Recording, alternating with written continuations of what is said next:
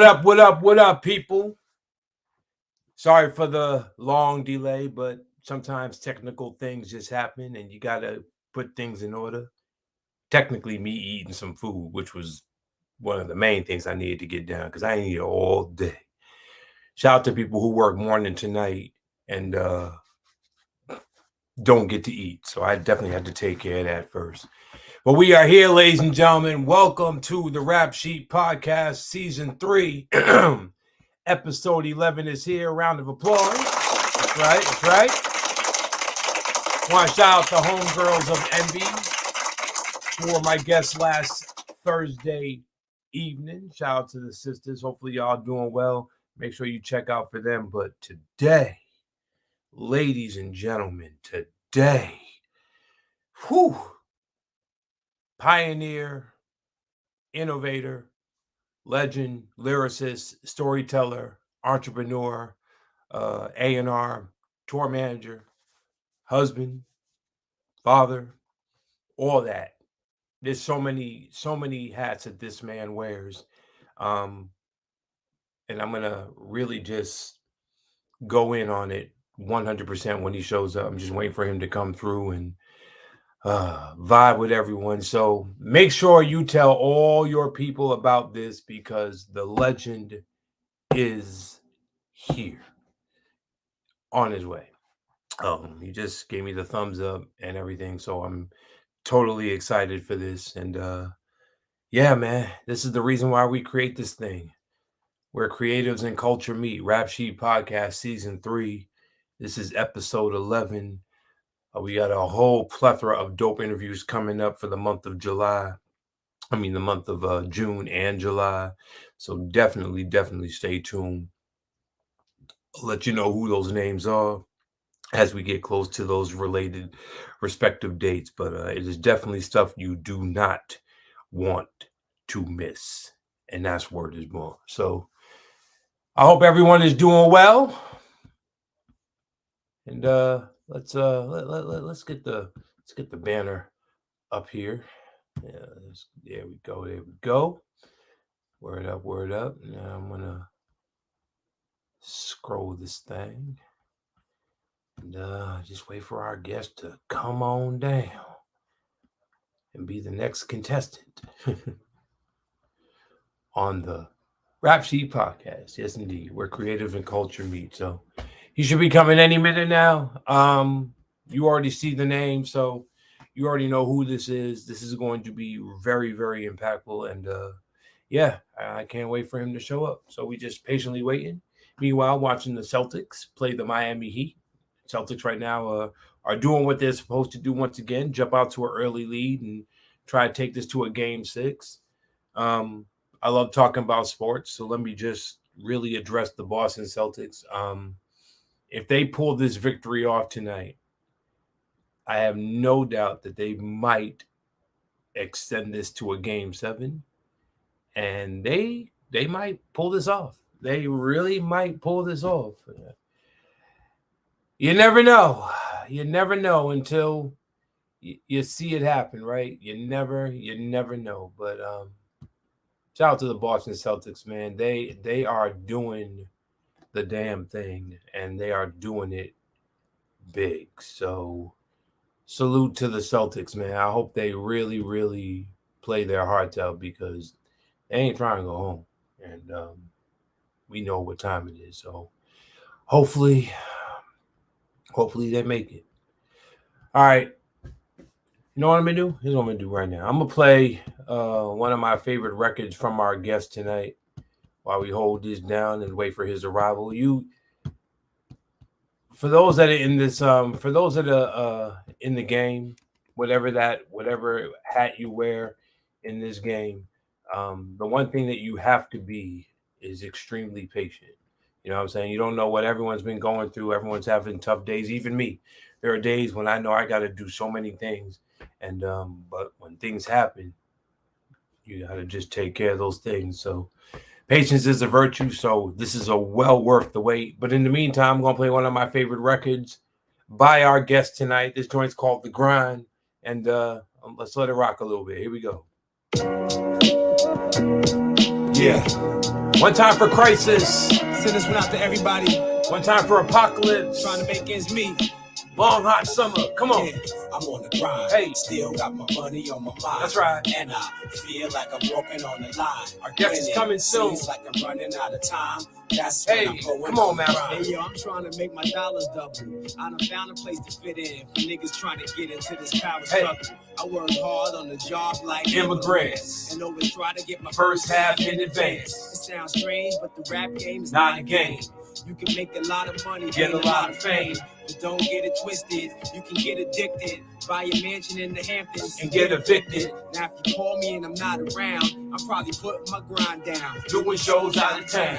I be the manager, road manager, and call handler. Booking agent, choreographer, and tour manager. I be the VP of marketing and promotions, producer and arranger with an array of emotions. And after it all, I still gotta perform at 3 o'clock in the morning when half the fans are gone, but it's fine.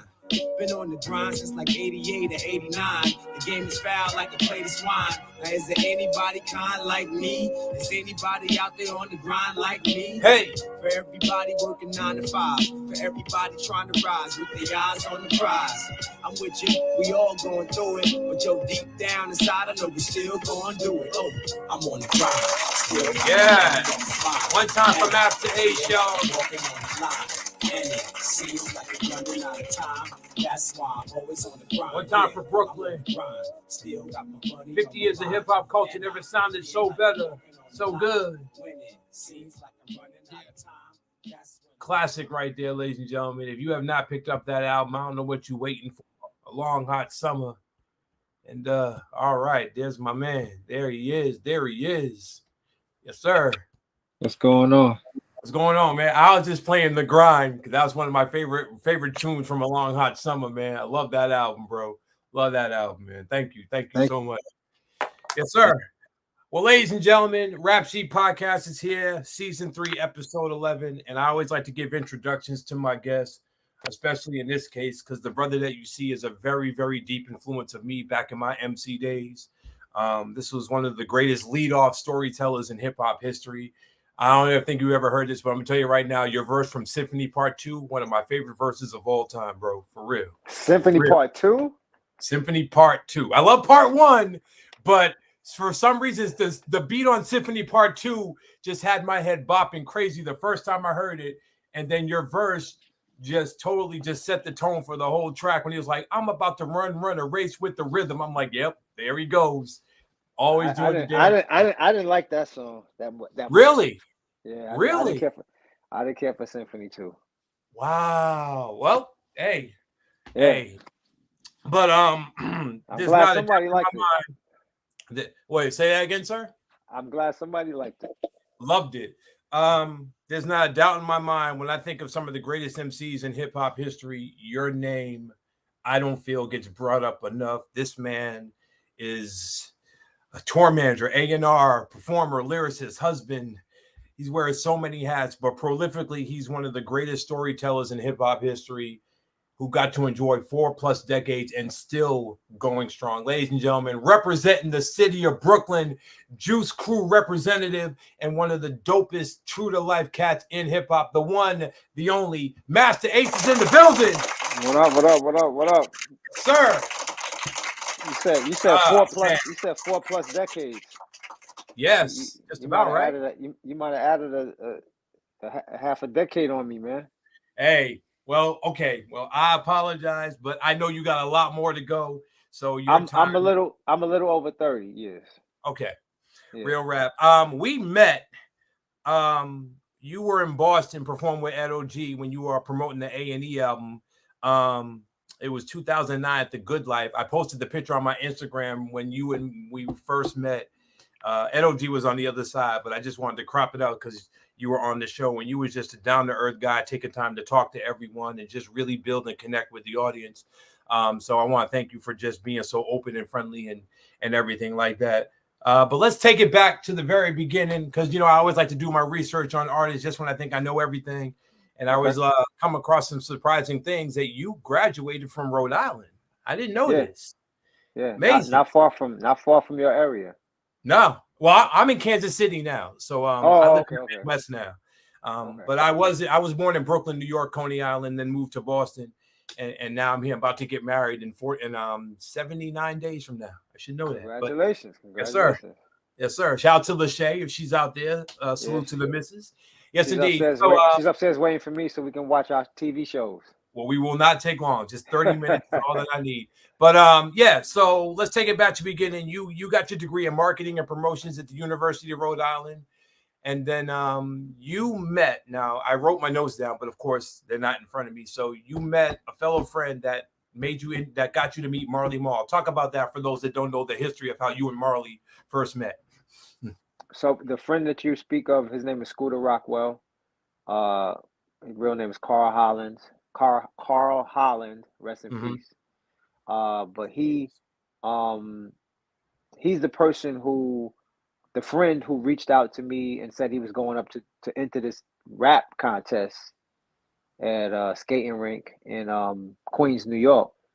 And so he asked me if I wanted to roll, if I wanted to enter the contest, because we respected each other's skills and all of that. And he's like, yo, you nice, I'm nice, I'm entering, do you want to go? And I decided to go along with him. I rode up to on the train with him, and you know, I had an idea of the rhyme I wanted to say, but I didn't have any music for it. He had a drum machine back then. It was called a Dr. Rhythm, and so I actually sat on the train on the way there and programmed my beat for my rhyme, and I programmed that because I had to have the beat had to drop out on certain key lines. So I had to count how many bars it was before that first, you know, punchline, and make sure the music stopped. And then the beat came back in. So I sat there on the train the whole way there doing this, programming this machine so that it would time up with my rhyme. But ultimately ended up entering the contest along with about 30 other people.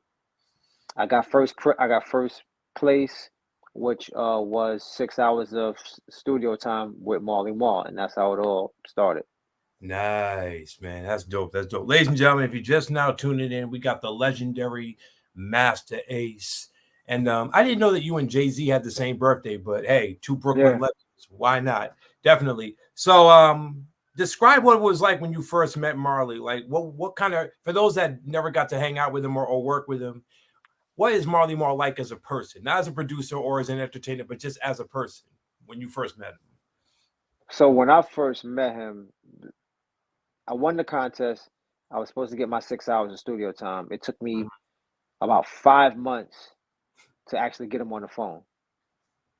He had already moved and was living in another part of Queens, but the phone number that he gave them to reach him was his mom's crib. So that was his way of kind of like, you know, curbing dudes that he didn't want to deal with. Right. And so I would call every day, if not twice a day. His sister would always answer the phone.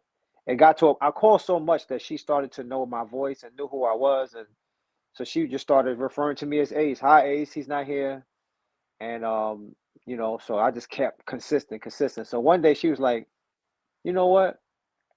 He don't live here no more. He ain't lived here for a while. Here's his real number. So I don't know if they had an argument, a disagreement or something that day, but she gave his real number out.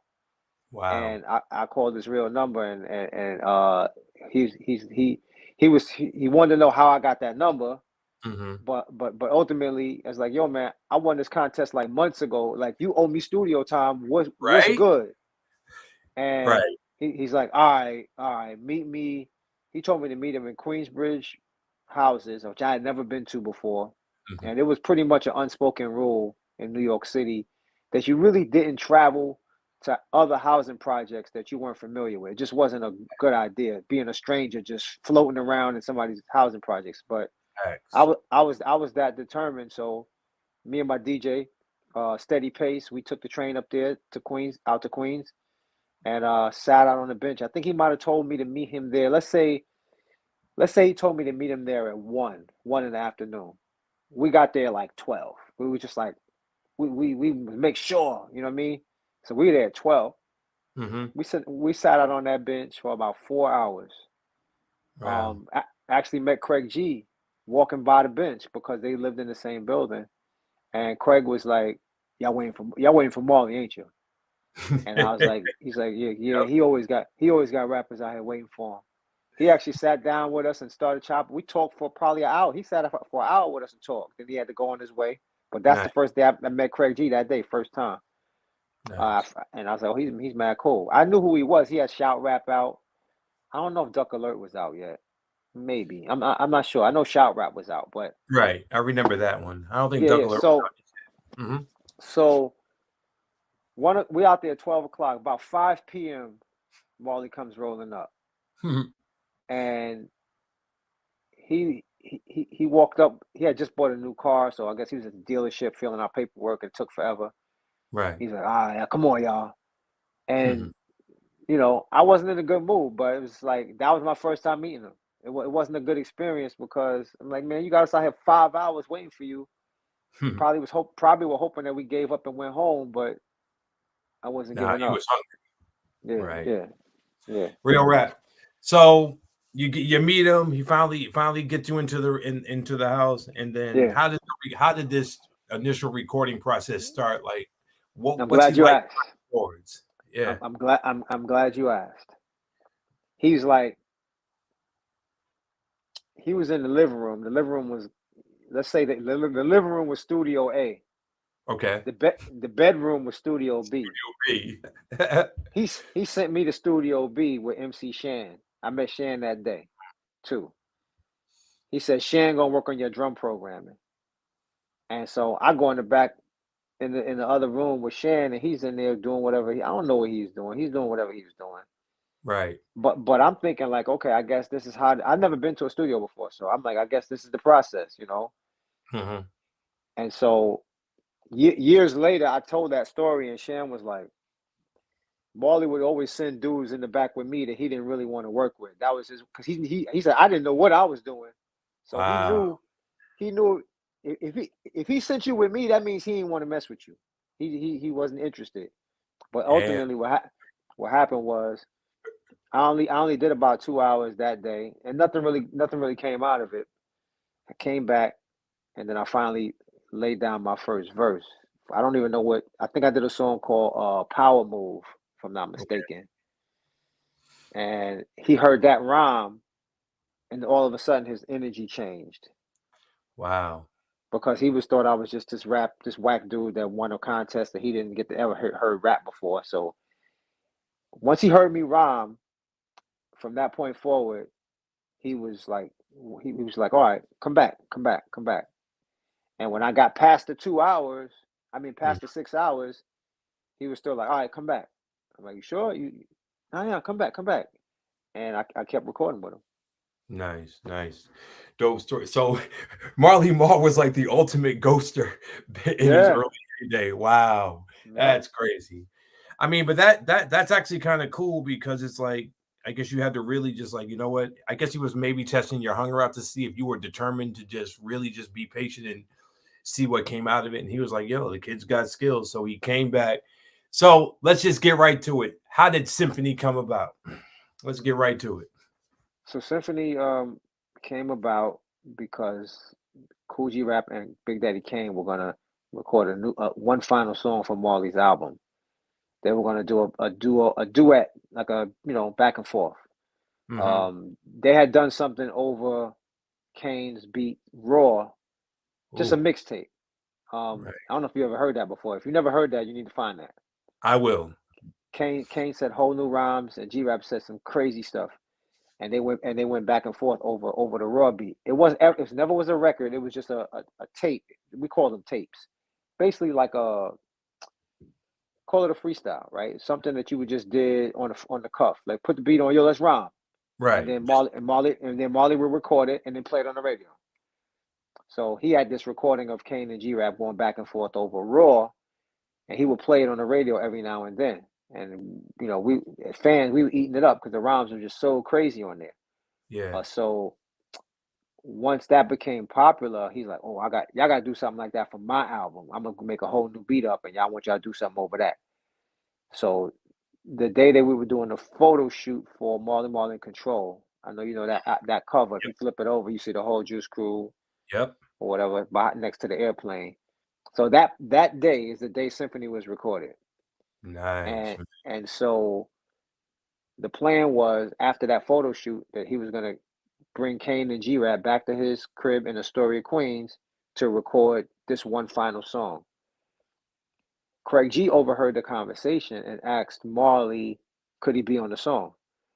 So Marley had to clear that with Kane and G Rap because it was supposed to be just the two of them. Right. They talked it over. They're like, yeah, Craig is cool. He at that point Duck Alert was out, so they're like, yo, Craig is dope. He could be on the song. Mm-hmm. So he was like, okay, cool. So let's go to Marley's crib. G Rap and Kane jumped in car with Marley. I was driving, Craig wasn't. So I was like, yo, I'll take you over there. But truthfully, I wanted to go be nosy because I wanted to hear this song these guys is gonna make. I know this is gonna be amazing. I met Kane that day. I met Kane that day, by the way. That photo shoot, I met Kane for the first time that day. Wow. So before you finish this, I'm sorry, I yeah. didn't mean to cut you off. Before you finish the story, what were your first impressions of Kane when you met him? So I had an impression of him as an MC before I met him. I heard Get Into It and I heard Just Rhyming with Biz. And both of those were like, to me, those are like groundbreaking lyrical performances that made me want to rhyme better. Right. So I was like, okay, this dude is anybody who make me rhyme better, I'm gonna ultimate respect. So I walked in with ultimate respect. When I got to the photo shoot, I'm hearing behind me.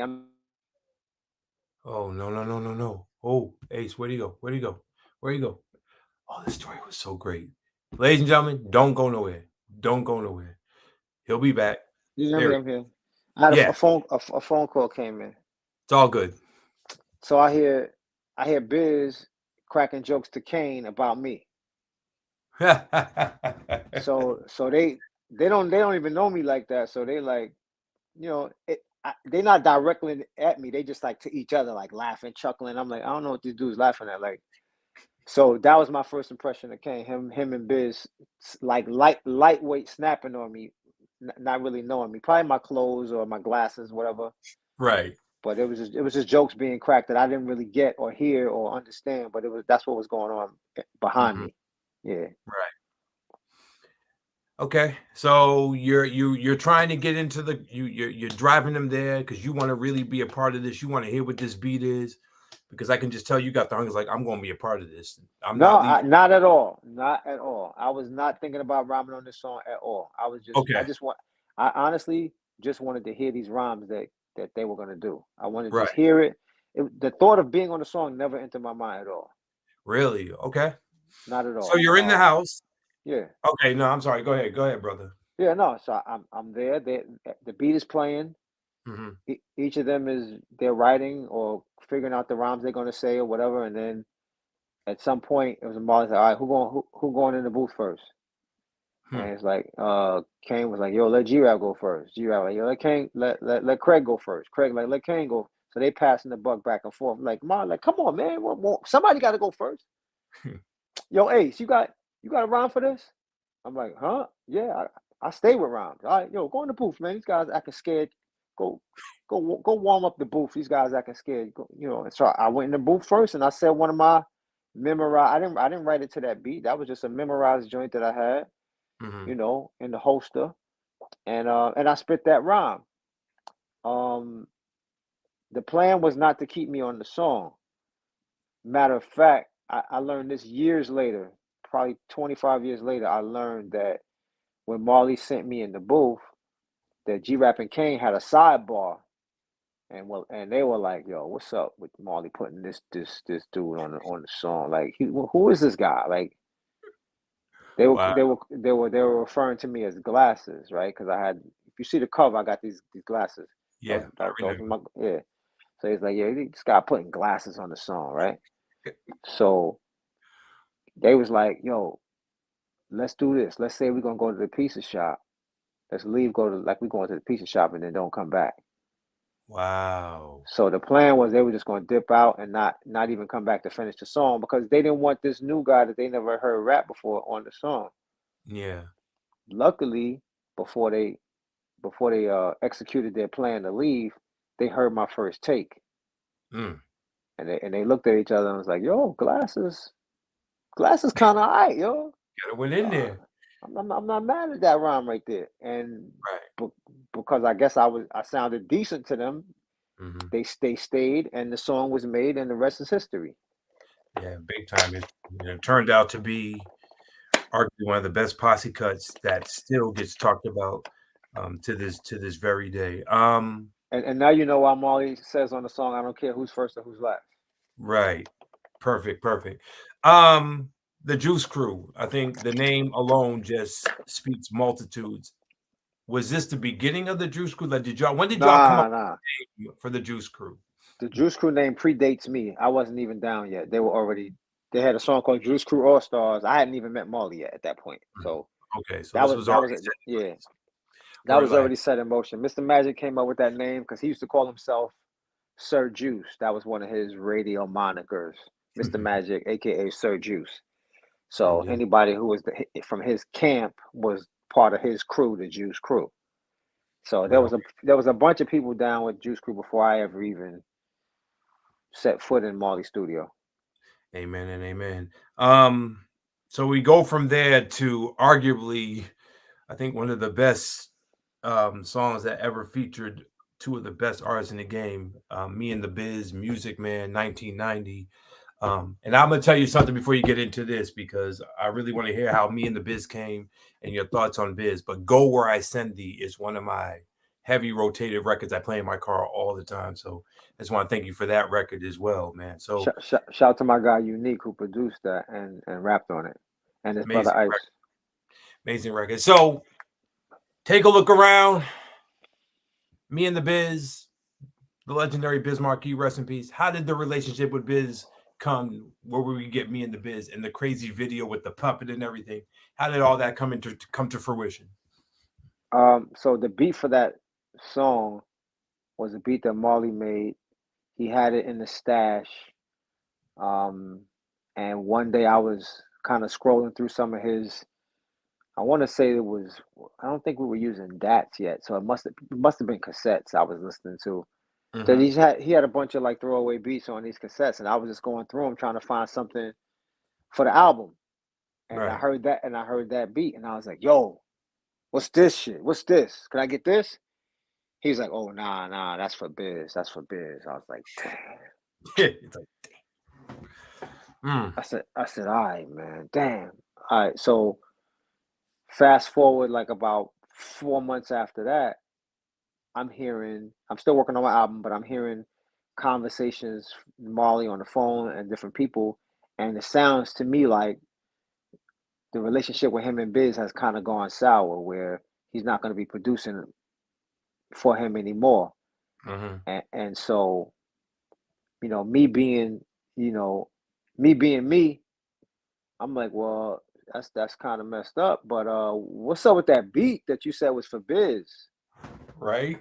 And he was like, I don't even know what beat you're talking about. And I was like, it's on one of these tapes. And we sat there and we found it. Mm-hmm. He's like, oh yeah, you can have it. I said, bet. So Man. I said, but the beat does really sound like a Biz joint, so we should try to get Biz on it. And he was like, well, you could ask him. I said, I don't know if he'll do it, but you can ask him. Because Right. Biz didn't know me. He didn't know me. But the symphony was out, so he obviously knew of me. Right. And so I reached out to Biz through his DJ Kool V, and I said, I got this beat that Marley had originally made for Biz. I would like for Biz to rap on it with me. Mm-hmm. And so he's like, all right, well, lay down the rhymes and send it to us. And you know, if Biz likes it, he'll record it. Because at that time, Biz wasn't really writing rhymes. Like Kane wrote a lot of his stuff. Yeah. So basically, what V said was, the way you do it is you got to write his parts, record his parts, and then record your parts, Mm-hmm. and then send it to us. We'll listen to it.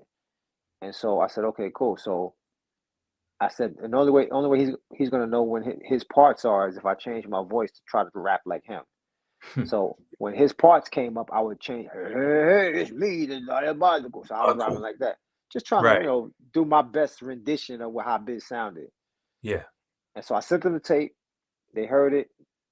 Kool V hit me back. Yo, he likes the song, but he's not coming to Marley's crib to record it. So you gotta come to our crib to do it. I'm like, okay. So I went Okay. to Marley. I said, yo, they said Biz will do it, but I got to record it at his crib. So I'm gonna need to take the beat over there to do it. Molly's like, nah, we ain't doing that. He ain't getting my tapes. Wow.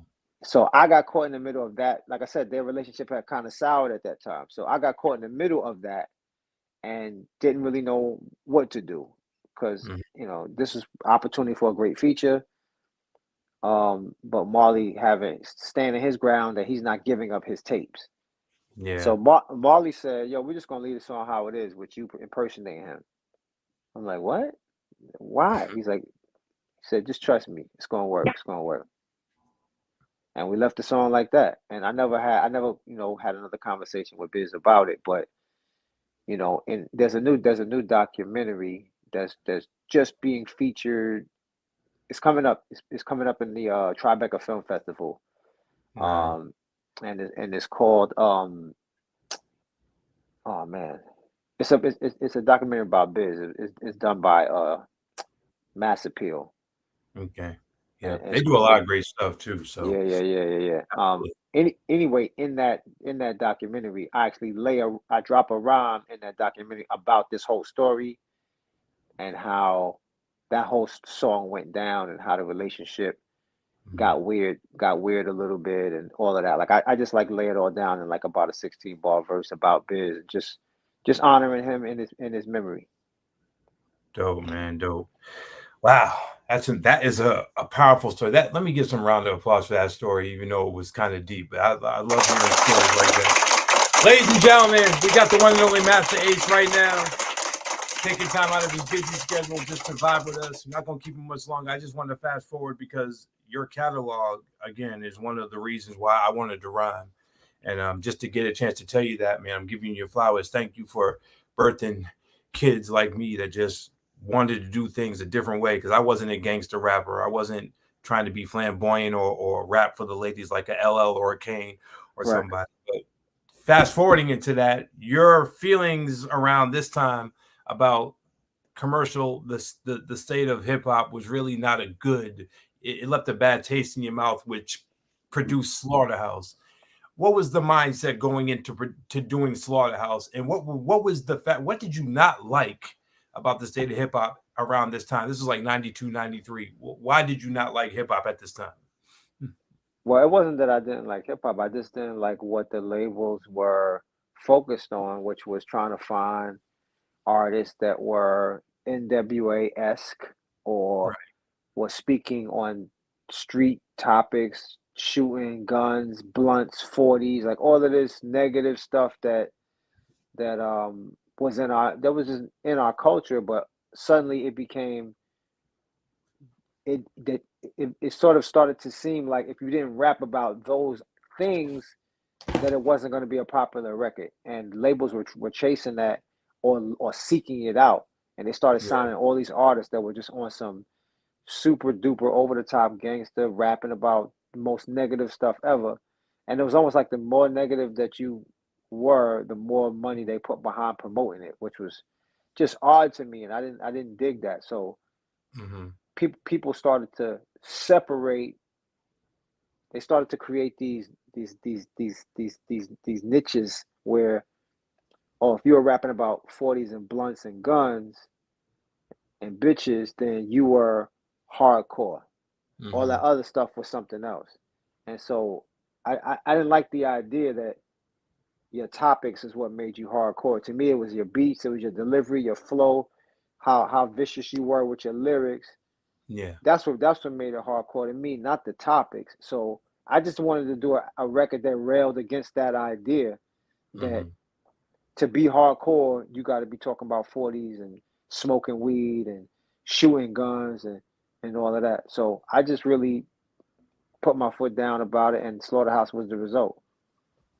Real rap. And for those that know the album, Slaughterhouse definitely was a true underground classic.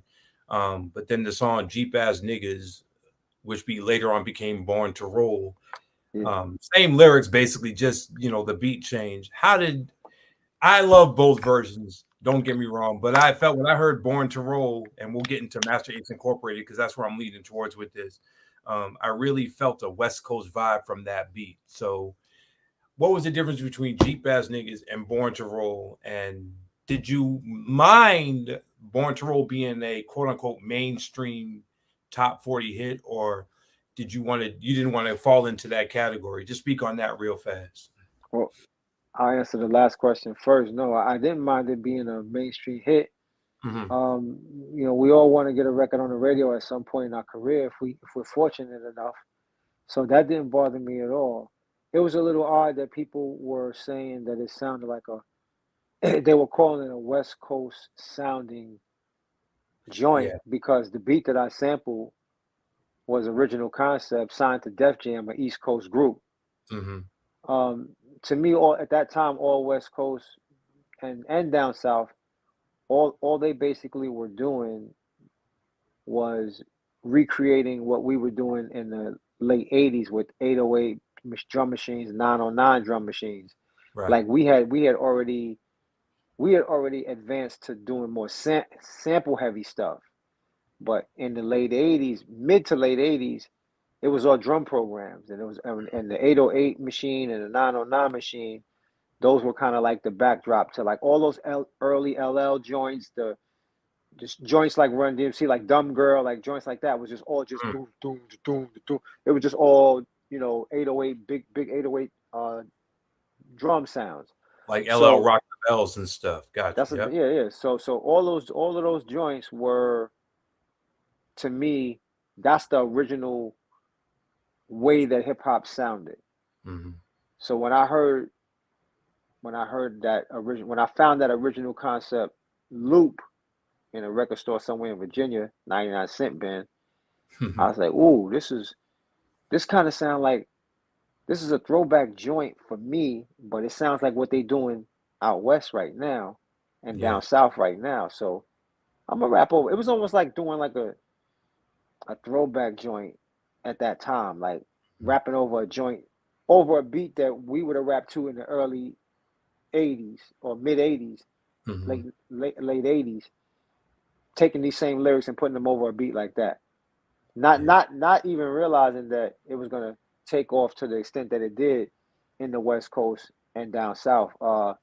It really ended up, having a life of its own. It was out of my control. Like I thought it was a cool idea as a remix. The I label did didn't even want me to put it out. They were like, nah, this is Jeep Ass Niggas over with. We moving on to the next single. Yeah. And I basically had to fight in a marketing meeting. I had to like fight for that song to be a B-side to Slaughterhouse. Like they didn't even want it on the record at all. Wow. And I had to like put my foot down and just be like, I want it on there. Just put it as the last cut. Like you don't even gotta have an instrumental or nothing. Just put it as the last cut. Right. And they finally gave in. Okay, we'll throw it on there, the last cut. Man, as soon as that joint hit the radio stations, the mix shows, everybody flipped that joint over. Yeah. What's this? What's this last little cut right here on side B, the last cut. Right. Everybody started playing that joint. It started in the Bay Area. KMEL, they started blowing it up, and then it traveled. It went from San Fran to LA to San Diego to Houston to Dallas. It just started to take on a life of its own. And before you know it, the label was like, hey, we got something here. We need to repress this as a single. Oh, now y'all want to run and repress it as a single. Like, Told you. They were 6 months late. Like, we had all this airplay, and then 6 months later that they're finally getting the single in stores. And, some of the heat has started to really die down off of it. I mean, it still did really, really well, but imagine if they had the foresight or had the ear like I did to say, this need to be we need to put this as like the legit B-side with instrumental with all of the versions on it, and we need to make sure that it's on. Like it didn't even, it barely. If I'm trying to remember on the cover, the front cover doesn't even have Born to Roll on it.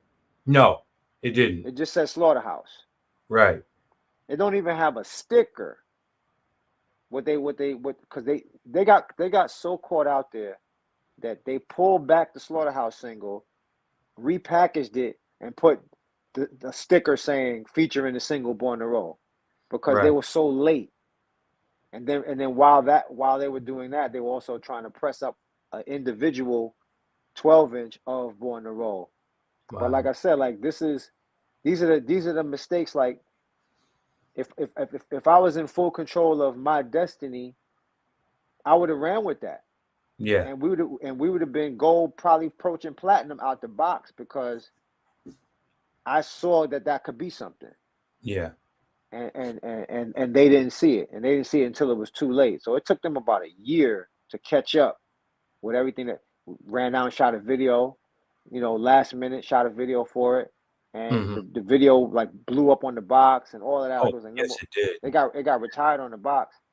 So I think Luke had it like number one on his late night, because we did a bikini or X-rated version of the video for late night video shows that Mhm. blew up.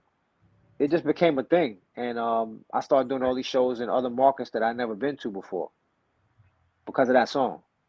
And then Sitting on Chrome comes out, and it just gets bigger because first time I heard INC Ride.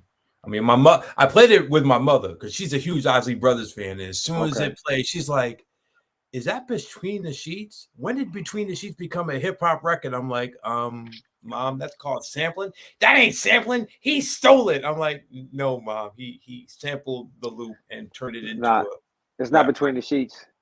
Oh, no. I'm sorry. For the love of you. Yeah, Just for the love of you. I don't know why I'm thinking Big Sheets, because I just saw a picture of Biggie Smalls. I'm thinking Big Papa. But my mother thought you were stealing the beat. I'm like, no, this is what hip hop people are doing. They sample a certain part of a record and turn it into a new song. And this is the direction that hip hop's going. Trust me, this is going to be a big thing. And now that I'm a DJ, she understands it now. yeah. But when that record dropped and I heard it for the first time, I'm like, all right, I'm sold. Masta Ace. Every time he drops an album now, I don't have to question it. I don't have to worry if it's going to be good, because this man knows how to make a hit single and a great record. Masta Ace Incorporated. How did Masta Ace Incorporated come to fruition? Shout out to Paula Perry, Lachey, Lord Digger. How did you get that group together to form this part of your career, this time frame? I just wanted to do something that had more of a group dynamic to it than me as a solo artist. At that time, solo artists weren't super popular. It was all the groups. It was the Cypress Hills, the Funk Dubious, the House of Pain. Everybody Yeah. was a group. De La, Tribe, everywhere you look, Gangstar. It was all groups. It wasn't that, like, now it's all solo, or everybody's an individual solo artist. Groups have kind of like faded out for the most part. But at that time, the groups were winning, and it was like the marketing for those groups, the logos, everything that was associated with the groups, all of that stuff just looked like it was a better way to market. Mm-hmm. So I viewed it as having a group with different members and featuring them in different parts of the songs. It would give fans something else to focus on. Like my mindset was, well, the fans don't like me, they might like Paula, or they might like Digger, or they might like Lachey, and Mm-hmm. we'll pull them in from all different angles. Right. And so that was why I kind of was trying to form the INC at that time. It was it was pretty dope too. B side was a great record. Sitting on Chrome, Eastbound, like that album right there. Even the Source like gave it a props, and did the little fat tape series and put Eastbound and a few other songs on this little fat tape series. So I'm like, man, is there anything Master Ace can't do? But then the 2000s come, and I'm gonna say right now, I think this is probably when you was doing your best work. I mean, whew, disposable arts. Um, One thing I always liked about you is you tell a great story through your interludes and everything with each album you do. And Disposable Arts, I think hands down, is probably one of the best concept records I think I've ever heard. Um, Thank you. Explain to those that do not know Disposable Arts, have never heard it, what was the thought process behind this fictitious college and everything. I'm even going to talk about the high and mighty thing because I definitely want to understand the whole. I don't know the whole story on what led to acknowledge the record acknowledged when you called them out and all that. We'll get to that, but I just want to get to the part about just putting this album together, doing this fictitious school thing. Speak about the concept and what your goal was when doing this album, which to me is a classic, and I want to thank you for that as well. Thank you. So Yes, sir. the the the mindset going into Disposable was that this was going to be my last album, Wow. and I was pretty confident that it was going to be my last album. So I had it in my mind for a while. When you look at what I did on Slaughterhouse with the skits, and then what I did with on Sitting on Chrome with the skits with my cousin coming to visit, I was trying to get somewhere, but I never fully like executed it. And I was like, if this is gonna be my last album, I really want to finally like do this. I want to tell this story from Hmm. beginning to end. I wanted to start like you open the book and read the page one, and then I wanted to end where it says the end. And I wanted to that was my mindset going into that album. So I wanted to orchestrate. I wanted to finally do what I felt like was going to be the perfect concept album.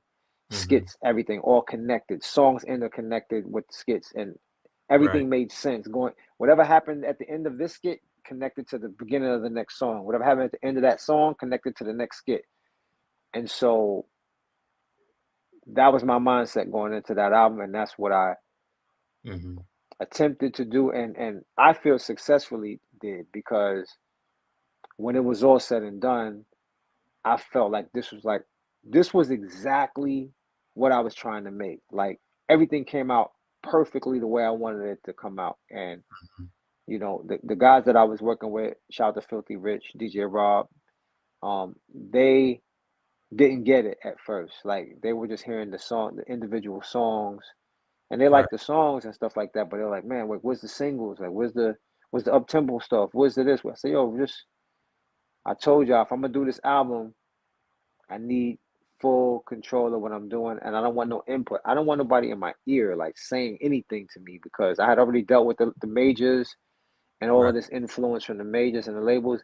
I wanted this record to just be, if it was gonna be my final record, I wanted it to be as purely from my mind that it could be.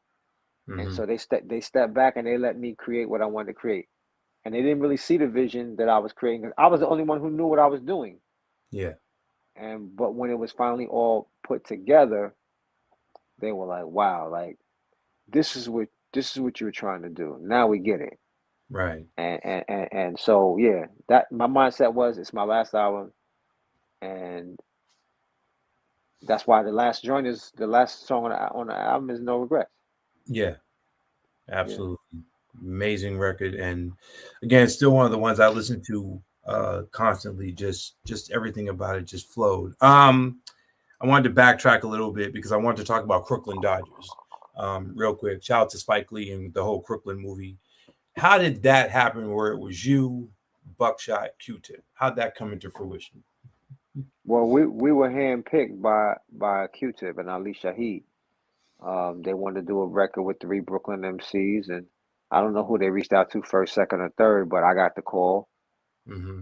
And Tip was like, "You want to be on the song for the Spike Lee movie?" And I'm like, "Of course I do, absolutely." It was perfect timing for me, '94, because Born to Roll was blowing up on the West Coast, and I was getting a lot of flack from Yeah. the East Coast audience. They were like, "Ah, he's sold out. He on some West Coast shit now. Like we don't mess with him like that no more. He with them now." So I needed that Crooklyn thing to happen to Mm-hmm. balance out the sentiments that he on some East Coast shit. Like Crooklyn was like the perfect way for me to remind people, yo, I'm from here. Be clear, I'm from here. Right. Uh, and so I was asked to be on the song, and I graciously accepted. And we recorded that joint. The version that you hear as Crooklyn wasn't the original version, though. There was another version with different rhymes. Everybody spit different rhymes. And when Spike heard the rhyme, it was like, yeah, it's cool, but it's not. It's not really. The movie takes place in the '70s. You guys should like watch the movie. I'm gonna give you a screening of the movie. After you see the movie, then go back and rewrite the rhymes, and that's what we did. He set up a screening for about 50 people. The movie wasn't going to be in theaters for another couple months, but we watched the screening, and all of us went back and rewrote our rhymes to connect more to the '70s. No. When before you recorded it and you were in the room with Q-Tip and Buckshot, like the three of y'all, three different types of hip hop. Q-Tip was the real jazzy kind of guy. You were the prolific lyrical kind of guy, and Buckshot was like the hardcore guy with the Timberland boots. When you guys sat together getting ready to do this, did you think it would go well, or did you think some people might think, well, this isn't who Masta Ace really does records with? Buckshot, he does a record with Tip. Tip is more like the Daisy Age nerdy rap guy, or did you all say, you know what, we're going to change the game with this because they didn't expect three Brooklyn people that all rhyme differently come together on one track to make this thing work? What was the formula you all was thinking while you was creating it? I mean, we didn't really sit down together. Mm-hmm. Everybody wrote their stuff, I guess, at their cribs or wherever they write their rhymes at. We just each came into the studio to lay our rhyme down. Mm-hmm. It's weird. Like the recording of that song is very fuzzy to me. Like I don't remember recording that rhyme. I don't remember who was there. I don't Mm-hmm. remember. I can't remember I don't even remember what studio it was, and I can't remember if Buck and Special Ed were there with me or they came later or we did it on different days. Like Right. that period is a little fuzzy to me. I don't remember exactly that recording process, that whole of that song. All I remember is the initial meeting when we first heard the beat, and I Mm-hmm. remember the screening of the movie to go back and redo the rhyme. But I don't remember a lot of the other factors from that song. All right. Well, Details. still was a great classic either way. And Yeah.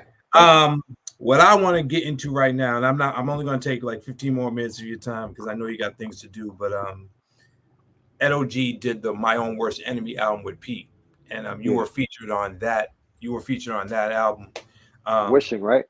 Yes, Wishing, Yeah. exactly. You and Edo's relationship obviously furthered to do A&E, and I've known Ed for a long time. Being in Boston, I've known Ed for a great number of years. Okay. Describe the relationship with Ed and how you all came to do A&E, which again, just I think really just changed the game again in a way where a Boston guy and a Brooklyn guy can get Both together. veterans. Both Both veterans too. veterans, and even more special because a lot of people have the stigma of Boston trying to be like New York and Boston trying to take everything that New York did. And I was like, nah, these are two East Coast cities that are not that Yeah. far from each other that have the same sound. So it's ideal for these two legends that already have their respective hits as respective soloists to come together and just do a body of work with a great lineup of guests and just say, this is what we're going to do. And we did this. And Little Young, I mean, the play on words on Little Young was just, man. So All that rivalry stuff is rooted in sports culture. That has nothing to do with hip hop though. Like that's all sports culture stuff. We have mutual respect for each other from what we had done in our careers musically, lyrically. I love that My Own Worst Enemy album. In '04, I think his joint dropped in '04 too. I dropped Long Hot Summer in '04, yeah. and I was going out on tour with Long Hot Summer, and Ed came out on that tour with me, and it was us doing A&E. A lot of it was connected to us doing that tour together because we were in Europe for a month. It was him, Jay Sean, and Slang. no, Slane wasn't there. Modi was the DJ for Edo. Nope, Modi No? wasn't the DJ. Nope. Okay. He had Nestle Quick. nope. Wow. Oh man. The name is escaping. D Large was with him. It was D Large, as like kind of like doing the merch. Mm-hmm. Damn, young slim brother with the dreads, dark skin. Why is his name Why is his name escaping me right now? I think I know who you're talking about too. The name is slipping me, but we'll get But back to that. anyway, yeah. So that tour, we Mm-hmm. it was 4 guys in his crew, 4 guys in my crew, piled in the van, doing these crazy long van rides across Europe. And Mm-hmm. I think one of the rides was like 21 hours in Ooh, something crazy. 16, I think it was. right. And so we just grinded it out like on like a 30 city tour. Not 30, it's like 25 city tour in like 30 days. Mm-hmm. And so, you when you're on the road, you're going to build a lot more of a rapport with somebody. And so around that same time period or just a little after that, we were featured on about 4 different songs that different people had asked Edo to feature on. Then they asked me, or they asked me, and then they asked Edo. But we ended up being on like 4 songs together, not even counting the joint. Like he's on my album and I'm on his, not Right. even counting those. All of these features. So people started just kind of hearing a lot of songs with us on it together. And then the question started popping. Y'all should do an album. And I wasn't even really into the idea. Like when he first mentioned it to me, I was like, that sound whack. Like I don't think nobody interested in that. The only reason that album got done is because he found somebody to invest in the project that wanted to put money up. Mm-hmm. And in our business, money talks. And if somebody's gonna put up the money and show confidence in us in that way, let's see what we make. So we went in the studio and the the plan was I think we were supposed to make like the first 7 joints or something like that. And then when you hear the first 7, give us the rest of the money and we finished the album. He Yeah. ran out of money at that point. He ran out of money. We got the first 7 done. He was out of money. He's like, I got other stuff going on. I can't put no more money into it. Right. At that point, it was like, okay, we could just walk away with the money we got already and Mm-hmm. shelf it. But we both really liked the songs that we had at that point, Yeah. and if it just made sense, let's finish it. So we went in our own pockets and paid for other beats and other features and got the album done. And the rest is history. It was a nice one-off, and the Yeah. fans loved it. We did a nice tour with it. We toured for about a year and a half, almost 2 years with that album, and then I was on to the next thing. And I want to go to the next thing because I'm just jumping ahead. You got to work with the late great MF Doom. Yeah. To do an album to honor your mom. Rest in peace to your mother. Rest in peace to Doom as well. Yes, as well. Zev Love, that's for those who know him from the KMD days and everything. I thought that was a very personal album for you. The difficulties of making an album to honor someone that gave you life and gave you the wisdom and the smarts to make you the man you are today as a loving husband and everything. How difficult was it going through the progress of making that album, knowing that the person you were honoring was no longer there in the physical, but was still watching over you? Or was that the easy part about making that album? Nah, it was definitely some tough moments, doing that album, and that was probably the first time that I had some emotional moments in the booth where I had to like stop and take a moment and then finish recording. Um, Mm-hmm. but it was therapeutic too because I Yeah, hadn't really fully processed or grieved properly from the loss of her. I was still struggling with it. So the album actually helped me get through that grief a lot because I got to say the stuff that the younger me on the album say at the end of that album. That's all the stuff that I didn't get to say when she was here. I said it through that character, through that young man's voice, playing myself.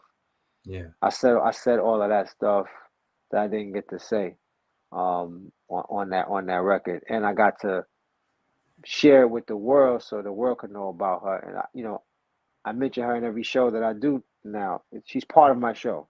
Yeah. There's several moments in my show that reference my mother to just and so that people can get to know her. Right. Ladies and gentlemen, if you're just now tuning in, we got the legendary Masta Ace, man, just dropping jewels and speaking from the heart. The last thing I want to talk about before I let you go is The Falling Season was another great album, but I was looking on your IG page earlier today, and it turns out you got a little script thing going on. So you want to quickly talk about what The Falling Season is script-wise for those that aren't familiar with that yet? Yeah, it's a musical. It's a hip hop musical. I wrote. It took me 5 years to write it. And we recently had auditions for. We're doing a reading coming up. This is like a private event. It's just we're inviting investors and press and tastemakers down to see the story, just to see it, hear the music, see the entire story from beginning to end.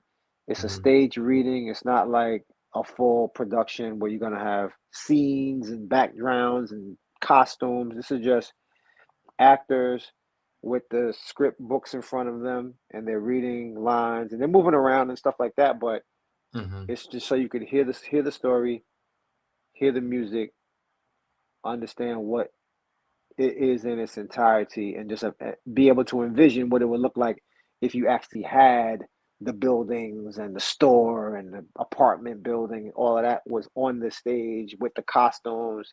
Yeah. But it's a story that I wrote using the title The Falling Season, but it takes place in 1988, and it's about our main character who's trying to be the first in his family to go to college, and he gets faced with some unexpected, very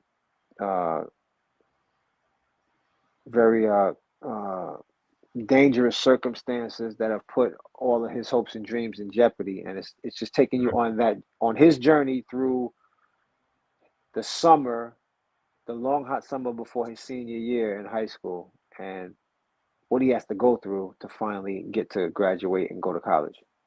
Wow. Whew. Lord have mercy, man. This guy. Ladies and gentlemen, let's give him a round of applause for all of this right now. Yes, indeed. Yes, indeed. My last question to you. There's so much more we could have unpacked, but I know you're pressed for time. So maybe we can do a part 2 somewhere down the line because I want to talk about Brooklyn Story and Long Hot Summer. Because new album with Marco Polo coming this year. I was going to just end it with that, but the last thing I want to ask is, you have a storied career where you have influenced a lot of people, from the J. Coles and the Kendricks to Mos and Talib. There's so many people that are probably influenced by you. But my question to you is, after almost 3 decades plus, and I'm sorry I dated you in the beginning, but after all this time, what keeps Masta Ace motivated? Oh man, just I'm still trying to prove myself. I'm still trying to prove I belong. I'm still trying to prove that I need to be in some of these conversations. I need to be on some of these lists.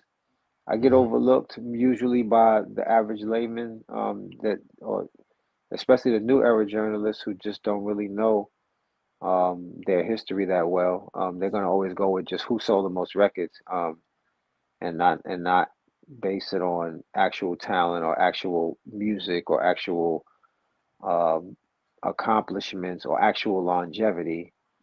There's people out there, many people out there who would rate an artist that sold 2 million records but never did anything after that. It never had a real impact.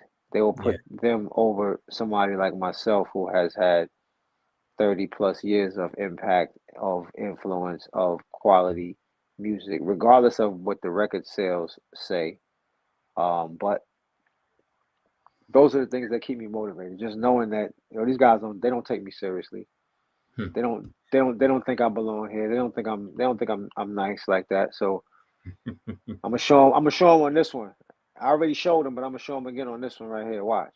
acknowledge the rep, ladies and gentlemen. Exactly. One last thing I want to say, and I was talking with a few of my friends from Boston the other week, and we were talking about some of the great solo MCs that are out there, and Inspector Deck's name came up, and He's they on a said, new album. "Oh man, I'm already sold just with that." But they said he was the greatest leadoff man in hip hop, and I was like, nope, I want to debate that. I think Masta Ace is the greatest leadoff man in hip hop because some of the biggest records that came out, you had the leadoff verse, Crooklyn, Symphony 1 and 2. So Oh, I'm many not the others. first. I'm not the first around on Crooklyn. No, you're not. Special ed. That's right. Yeah. My mind's all over the place. Because I'm But sitting here like, what are the leadoffs that I have? I'm waiting to hear the other ones there besides are. Symphony. I could probably find them because your catalog is so huge. But I will say that just for Symphony 1 and 2 alone, I'm like, nah. I think Masta Ace is one of the greatest leadoff guys because you it'd be hard for me to want to come after a Masta Ace verse. That's just me personally. I would live up to the challenge, but I would have a lot of difficulty following the stuff that you do. And I mean, even on the grind, you know, you rap first and then Apocalypse joins us. Like Apocalypse, I gotta come after that. Like what? But nah, I truly think that you are one of the unsung heroes that really doesn't get the flowers that you rightfully deserve. So I'm giving it to you because again, when I was trying to come up in the MC game, I didn't want to be an NWA. I couldn't do what Chuck D did. I didn't do what Brother J did. But here comes Masta Ace. That's the around the way guy sitting on the milk crate in the middle of Brooklyn, just watching everyone play hopscotch and do that. And he's just writing about it. And that was me. So thank you for influencing me. Also as an entrepreneur and as a future husband, to see how you treat Lachey and the way you all carry yourselves. I think you are a positive embodiment of what this culture still needs. And Definitely. I definitely want to thank you for that. So one more round of applause. And then we're going to talk about this new album real quick. And I'm going to let you go. So you got a new album on the horizon. You just said Inspector Deck is on it. What else can you tell us about the upcoming album? And is there a release date? We don't have a release date yet because we haven't handed it in. The only thing holding up the album is me because I got to get these skits recorded, and I just got to get a couple of voice actors to fill in.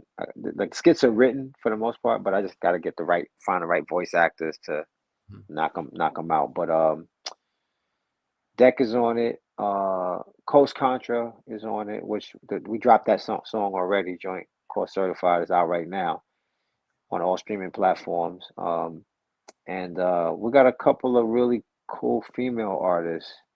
Shay Noir is on it. This girl named C Red, who I believe is from Texas, is on it. And I know I'm leaving a couple people out, man. Oh, Blue from Blue and Exile is on it. All right. I'm drawing a blank. It's a couple more people that I'm like sleeping on. But my albums are never about who's on it. It's just about what the content is. Like everybody fits perfectly with the songs and they do their thing. But it's more about the songs. It's more about the story. If you heard Brooklyn Story, we were telling the story of Marco Polo moving to Brooklyn from Canada. Yep. So this album is Marco Polo's story, his younger years from birth. So we're getting going backwards to give you insight into his childhood and what that was like, what it was that led up to him, wanting to be a producer and come to Brooklyn. Man.